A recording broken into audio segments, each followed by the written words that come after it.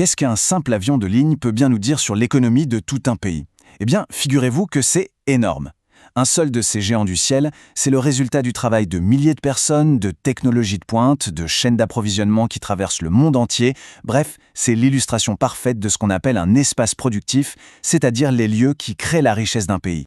Et c'est justement ça qu'on va décortiquer aujourd'hui. On va essayer de comprendre la nouvelle carte économique de la France en regardant de plus près ces espaces productifs.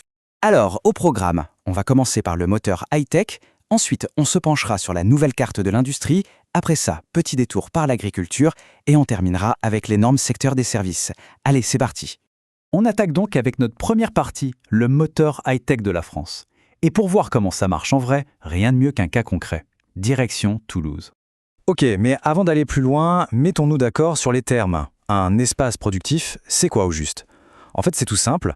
C'est un lieu qui a été aménagé et organisé pour une activité économique qui va créer de la richesse. C'est vraiment le concept clé, donc il faut bien le garder en tête pour la suite. Et Toulouse, c'est un cas d'école. La recette du succès? D'abord, une spécialisation hyper pointue dans l'aéronautique. Forcément, ça attire les meilleurs ingénieurs. On ajoute des infrastructures au top, des GV, aéroports, autoroutes, et on saupoudre le tout d'une énorme concentration en recherche et développement. Résultat, on obtient un pôle de compétitivité de classe mondiale, la fameuse Aerospace Valley. Et c'est là qu'on touche du doigt la mécanique de la mondialisation. Toulouse, c'est le cerveau de l'opération. On y conçoit, on y assemble. Mais attention, les pièces, elles, viennent des quatre coins de l'Europe. Et une fois l'avion prêt, il part à l'autre bout du monde. En Asie, en Amérique, le local et le mondial sont complètement imbriqués. Bon, ce tableau de la France high-tech est impressionnant, mais il ne faut pas oublier qu'il cohabite avec une autre réalité. Pendant que Toulouse décollait, toute une partie de l'industrie traditionnelle, elle, restait clouée au sol. C'est l'histoire de la désindustrialisation.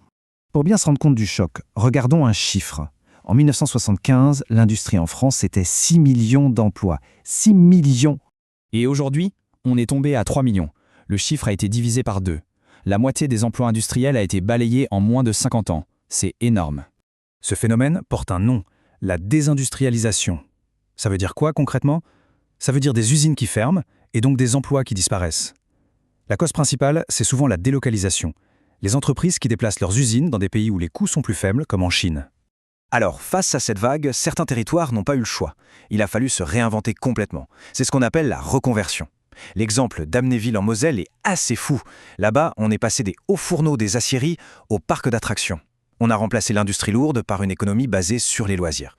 Et tout ça, bien sûr, ça a complètement redessiné la carte de l'industrie en France. On voit très bien le basculement. Les anciens bastions industriels, historiquement dans le nord et l'est, sont en perte de vitesse, alors que de nouvelles régions beaucoup plus dynamiques émergent, surtout dans l'ouest et le sud. Et ces nouvelles industries, où s'installent-elles? Majoritairement sur les côtes, dans ce qu'on appelle les ZIP, les zones industriaux-portuaires. C'est tout à fait logique. Des endroits comme Fos-sur-Mer, Dunkerque ou Le Havre sont des portes ouvertes sur le monde, idéales pour le commerce international. Voilà pour l'industrie. Maintenant, changeons de décor et passons à un autre pilier historique de l'économie française, l'agriculture. De la ferme à l'assiette, la France reste un poids lourd européen. Mais attention, l'agriculture d'aujourd'hui n'a plus rien à voir avec celle d'il y a 50 ans. Après la guerre, le mot d'ordre, c'était de produire à tout prix, avec beaucoup de machines et de chimie. Aujourd'hui, le modèle a basculé. Ce sont les consommateurs qui donnent le ton, et ils veulent du durable, de la qualité, de la traçabilité. Du coup, les labels comme le label rouge ou le bio sont devenus incontournables. Le résultat, c'est que la France est une sorte de mosaïque agricole. Chaque région a ses spécificités, ses terroirs, ce qui donne un paysage de production d'une richesse et d'une diversité assez incroyables. Pour se faire une idée plus concrète, en gros, on a la Bretagne très spécialisée dans l'élevage intensif. Le bassin parisien, ce sont les immenses champs de céréales. Les vignobles, bien sûr, tout le monde connaît ceux de Champagne ou d'Alsace. Et puis tout le sud, c'est un peu le grand jardin de la France pour les fruits et les légumes. Ok, on a vu l'industrie, on a vu l'agriculture, mais en fait, tout ça, ce n'est que la partie visible de l'iceberg. Parce que le véritable moteur de l'économie française aujourd'hui, c'est le secteur des services. C'est une superpuissance qui représente 80% de l'économie. Oui, les chiffres sont sans appel. Le secteur tertiaire, c'est le nom officiel pour les services, pèse pour 80% du PIB français. Pour le dire autrement, sur 5 € de richesse créée en France, 4 viennent des services. C'est colossal. Et si on veut un exemple qui claque pour illustrer la force de ce secteur, il y a un chiffre, 100 millions.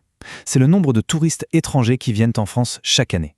Ça fait du pays la première destination touristique mondiale et de très loin. Ce tourisme, c'est un moteur économique absolument essentiel.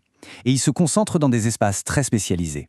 Les côtes pour le tourisme de plage, les Alpes pour le ski, et évidemment les grandes villes, Paris en tête pour le tourisme culturel. Mais alors, quand on parle de services, de quoi parle-t-on exactement? En fait, c'est un immense fourre-tout. Ça peut être des services aux entreprises, comme la compta ou la pub. Ça peut être des services à la personne, comme la garde d'enfants. Il y a bien sûr tout ce qui est lié au tourisme, mais aussi les services publics essentiels, comme la santé ou l'éducation.